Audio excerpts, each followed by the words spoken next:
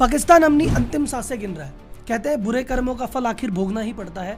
वही वक्त पाकिस्तान का अब आ गया है। इस समय पाकिस्तान की हालत है, खाने की कमी है, बिजली की कमी है, पैसे की कमी है, कर्जे की कमी नहीं है, कर्जा बहुत सारा है, इतना सारा है कि चुक नहीं रहा, चुकाने को पैसे नहीं है, कोई नया लोन दे नहीं रहा। पुराने पापा अमेरिका थे, वो मुंह मोड़ के बैठे हैं, और जो नए पापा चाइना है वो तो दे नहीं रहे, बल्कि उनकी वजह से तो प्रॉब्लम कई गुना बढ़ गई है। IMF थोड़े से पैसे देने के लिए बहुत सारे नाच नचा रहा है, पहले नाच के दिखाओ फिर पैसे मिलेंगे। खोटे काम तो सरकार और आर्मी ने किए, पर उसका खामियाजा कौन भुगत रहा है? आम पाकिस्तानी जनता। दूध 210 रुपए लीटर, पेट्रोल 272, डीजल 280, आटा 150 रुपए किलो, प्याज 180 रुपए किलो, बोनलेस चिकन 1100 रुपए किलो। 8:30 बजे बाजार बंद हो जाते हैं, मॉल बंद हो जाते हैं, ताकि बिजली की थोड़ी सी बचत हो जाए। और इन सब के बावजूद भी बचत नहीं हो रही है, बड़े बड़े लंबे लंबे पावर कट लग रहे हैं और अंधेरे में जिंदगी बितानी पड़ रही है आम पाकिस्तानी को। फॉरेक्स रिजर्व 3 बिलियन से नीचे चला गया है। टोटल 16 दिन के इंपोर्ट के पैसे बचे हैं। कर्जा चुकाने के लिए नया कर्जा लेना पड़ेगा और वो कोई दे नहीं रहा है। पाकिस्तान के पूर्व प्रधानमंत्री इमरान खान खुद कह रहे हैं कि पाकिस्तान कटोरा, भीख का कटोरा हाथ में लिए जगह जगह घूम रहा है, पर कोई उसे भीख दे नहीं रहा है। हम आज भिखारियों की तरह दुनिया में फिर रहे हैं। लेकिन आखिर ऐसा क्या हुआ कि पाकिस्तान की हालत इतनी ज्यादा खराब हो गई है? पाकिस्तान के साथ जो हुआ है वो क्लासिक एग्जाम्पल है एक इकोनॉमिक और एक फाइनेंशियल फेलियर का। और ये वाली वीडियो आपको हर व्यक्ति को देखनी है, चाहे व्यापारी हो, चाहे जॉब करते हो, चाहे आप गृहिणी हो, क्योंकि जिस प्रकार से पाकिस्तान बर्बाद हुआ है ये एक पैटर्न ही, एक ट्रेंड है। इसी तरह से बिजनेस बर्बाद होता है, इसी तरह से आदमी बर्बाद होता है और कर्जे में आता है। तो पाकिस्तान की केस स्टडी के माध्यम से समझो कि कैसे पैसे डूबते हैं, कैसे आदमी कर्जे में आता है और क्या करके इससे निकला जा सकता है। तो मैं हूं Rahul Malodiya, chartered accountant and management consultant, और मेरा काम है बिजनेस, फाइनेंस और इकोनॉमी से जुड़े टॉपिक्स की केस स्टडी करना और आपको आसान भाषा में समझाना, ताकि जो गलतियां सब लोग करते हैं आप उन गलतियों से बचें, एक समृद्ध परिवार, एक समृद्ध समाज, एक समृद्ध देश बनाएं। तो भारत माता की जय बोल के करते हैं वीडियो की शुरुआत। अब ये बात आपने सब जगह देख ली, बार बार एक ही बात है कि पाकिस्तान में पैसे की कमी है, कर्जा बहुत ज्यादा है, महंगाई हो गई है, जनता परेशान है। देखो, ऐसा इससे पहले श्रीलंका में हो गया, जिम्बाब्वे में हो गया, वेनेजुला में हो गया, और आगे भी कई ऐसे देश है जिनके साथ ऐसा होने वाला है। हमको आज ये समझना है कि ऐसा आखिर होता क्यों है और कैसे हमारा देश या हम इससे बच सकते हैं। तो बहुत बेसिक से, बहुत जीरो से चालू करते हैं अपन। चाहे कोई देश हो, चाहे कोई बिजनेस हो, चाहे कोई भी व्यक्ति हो, उसको अपना सर्वाइवल करना है तो उसके लिए भैया कैसे न कैसे करके पैसे कमाने पड़ेंगे, फिर उस पैसे में से खर्चा करना पड़ेगा, खर्चे को कंट्रोल करना पड़ेगा। अगर थोड़े से पैसे बचेंगे तो उस पैसे को आगे लगाएगा, इन्वेस्ट करेगा, अमीर बनेगा। या फिर अगर उसने खर्चे ज़्यादा कर दिए और पैसे कम पड़ गए तो उसको कर्जा लेना पड़ेगा। ज़्यादा कमाओ कम खर्चो मजे करो, या कम कमाओ ज्यादा खर्चो तो निमट जाओगे। तो पाकिस्तान के साथ क्या हुआ कि भैया जब पार्टीशन हुआ था 1947 में, उसके बाद से लेके आज तक भी देखा जाए तो पाकिस्तान ने अपने इकोनॉमिक डेवलपमेंट या फाइनेंशियल डेवलपमेंट के लिए कोई खास काम नहीं किया। उसने ऐसा नहीं था कि भाई मैन्युफैक्चरिंग पे बहुत ज्यादा ध्यान दिया हो, एक्सपोर्ट पे बहुत ज्यादा ध्यान दिया हो, उद्योग धंधे बढ़ाने पे ध्यान दिया हो, ऐसा कुछ काम उन्होंने नहीं किया। पहले थोड़ा बहुत टूरिज्म भी होता था, तो वो तो अभी जब से धमाके होने लगे लोग बागों ने वहां जाना और बंद कर दिया। बल्कि क्रिकेट खेलने के लिए कोई टीम जाती है तो घबराई जाती है कि जाएंगे जने जाए। तो अब आपका सवाल कि राहुल जी कोई इकोनॉमिक डेवलपमेंट नहीं? हाँ, तो बेसिक छोटा मोटा दाल रोटी तो सब करते ही है, तो GDP थोड़ी बहुत बनी जाती है, लेकिन मेजर कोई काम सरकार की तरफ से इनिशिएटिव नहीं था। तो बोले फिर सर जी क्या करते थे, पैसे कैसे आते थे?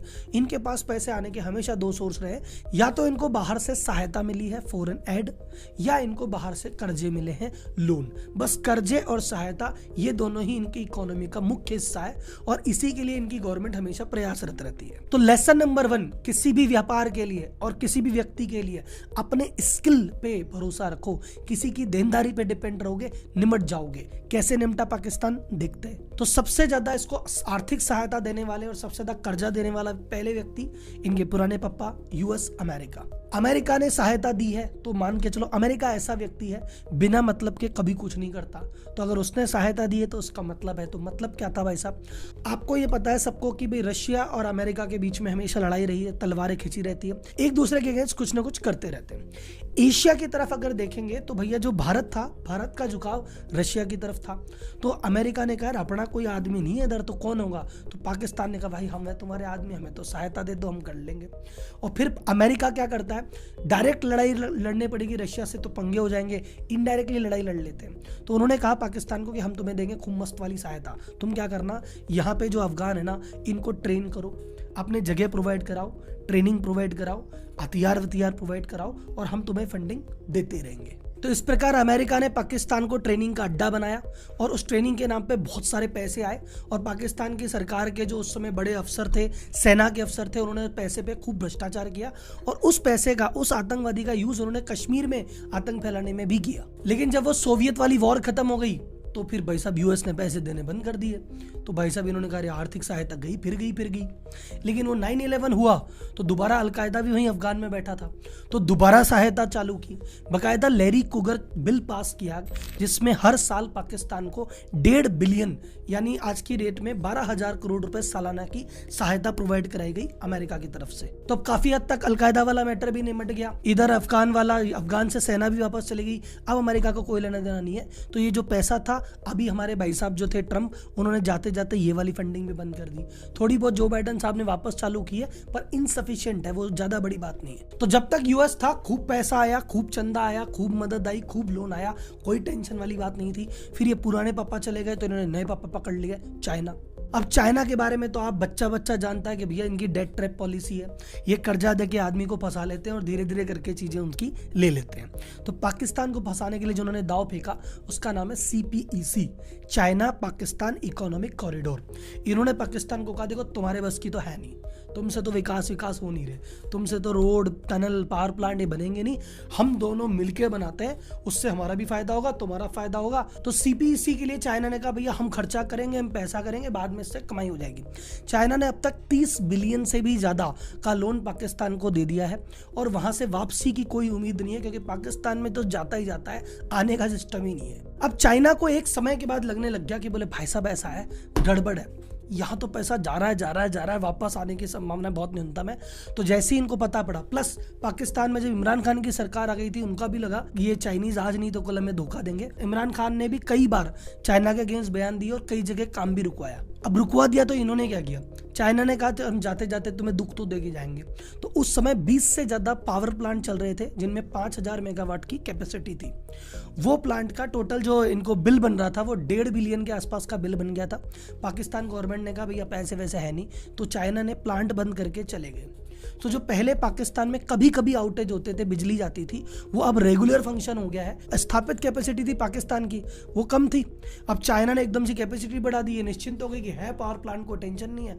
अब चाइना बंद करके चला गया, अब एग्जिस्टिंग पे एकदम से प्रेशर आ गया, इसलिए बार बार आउटेज हो रहे हैं और ये 8:30 बजे मॉल वॉल सब बंद करने पड़ रहे हैं। और इसी के चक्कर में औद्योगिक गतिविधि भी डाउन है, तो 4% GDP तो इसी चक्कर में टूटी है। अब मैं ऐसा क्यों बोल रहा हूँ कि चाइना इनको फायदा देने के बजाय ज्यादा नुकसान दे रहा है, क्योंकि क्या होता है कभी कभी क्या होता है, जैसे बॉस किसी ने व्यक्ति से लोन लिया और 15 साल के लिए लोन लिया, 15 साल में वो चुका नहीं पा रहा, तो वो हाथ जोड़ता है कि भाई साहब कोई 15 को 25 कर दो, थोड़ी किस्तें आसान कर दो तो हमारा काम हो जाए।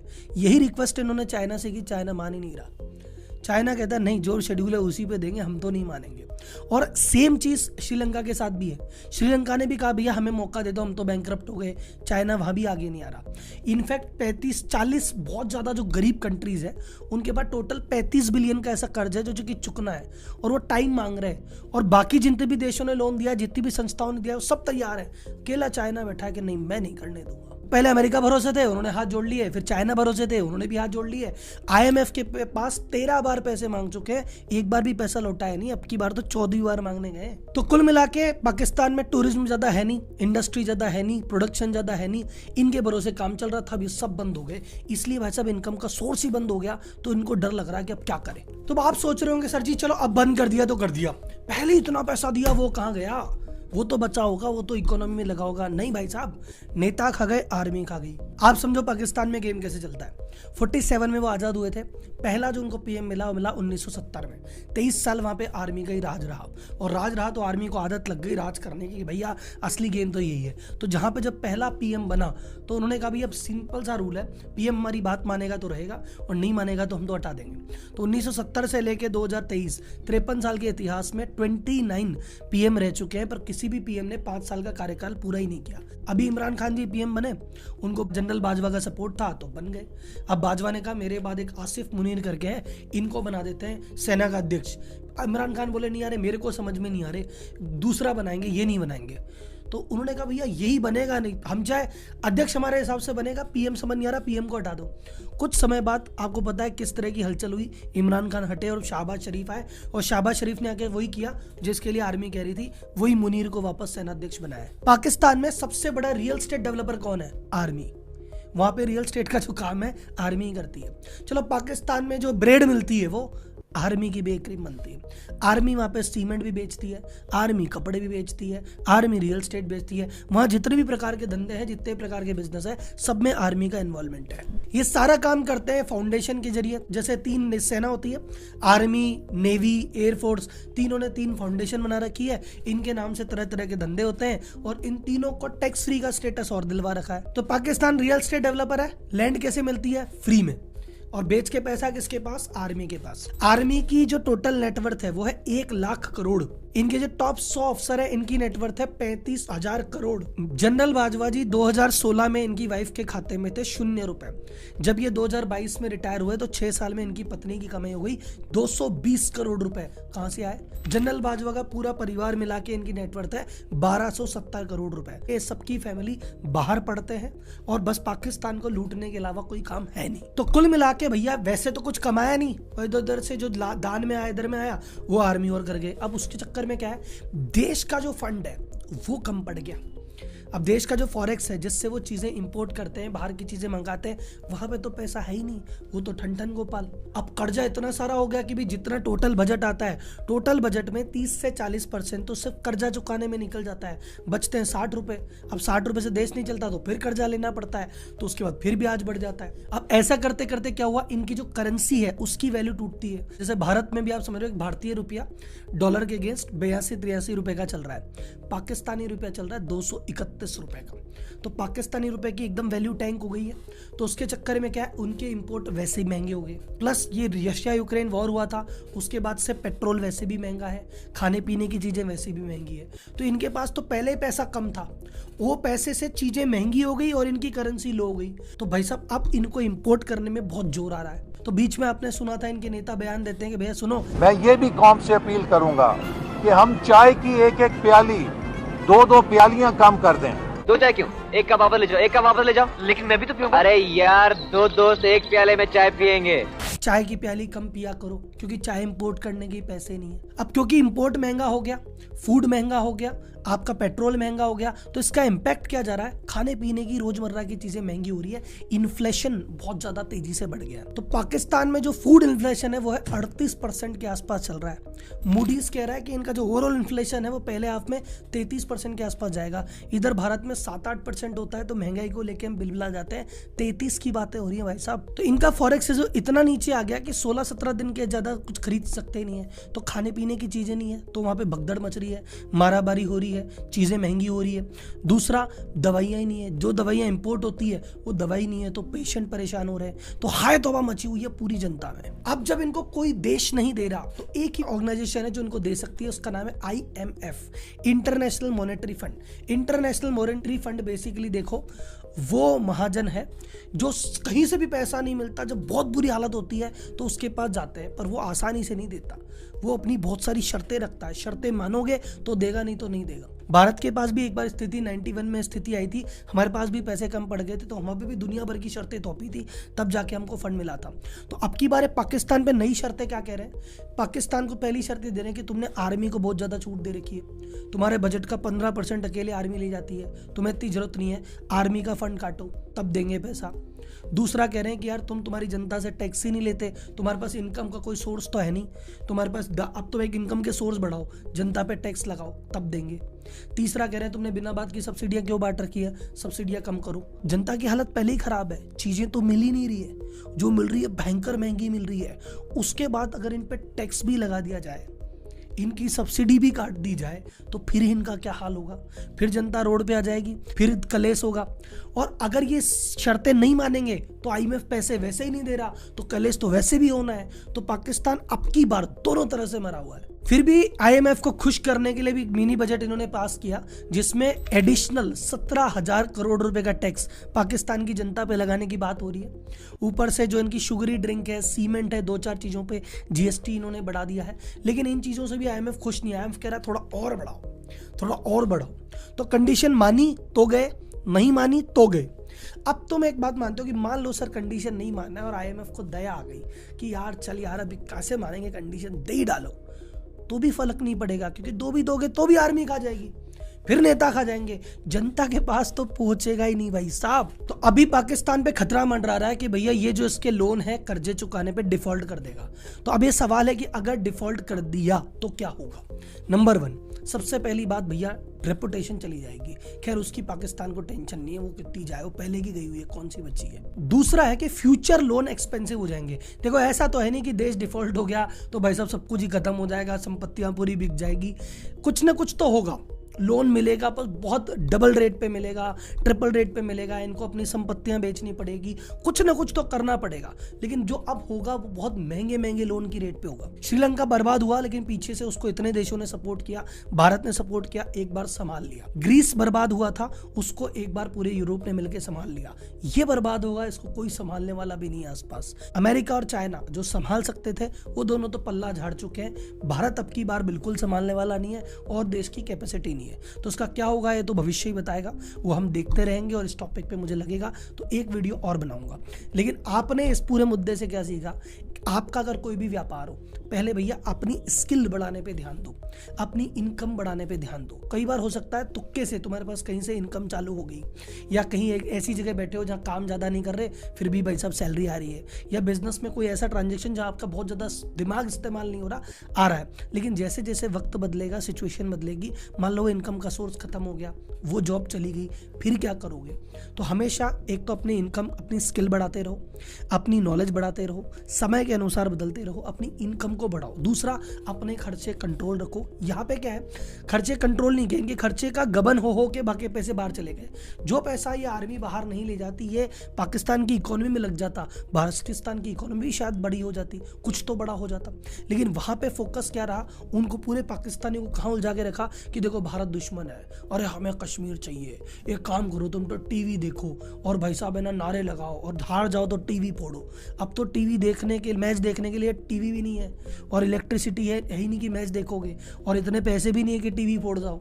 दिक्कत कर दी ना आपकी बार। तो जनता को क्या चाहिए कि जनता को हमेशा रिस्पॉन्सिबल होना चाहिए कि भैया हमारा देश चला कौन रहा है, हमारा पीएम कैसा है, सीएम कैसा है, क्या सही डिसीजन ले रहा है कि नहीं ले रहा, देश गर्त में जा रहा है कि नहीं जा रहा, इन सभी चीज़ों को ध्यान रखना चाहिए। अब जनता आंखें मूंदे बैठी थी तो भैया रिजल्ट आपके सामने, जनता समझ नहीं पा रही थी, रिजल्ट आपके सामने। तो आप ये नहीं कह सकते कि मुझे तो पता ही नहीं था, मुझे तो नॉलेज नहीं थी, मैं क्या करूँ। भैया आपको पता रखना चाहिए था, आपको नॉलेज रखनी चाहिए थी।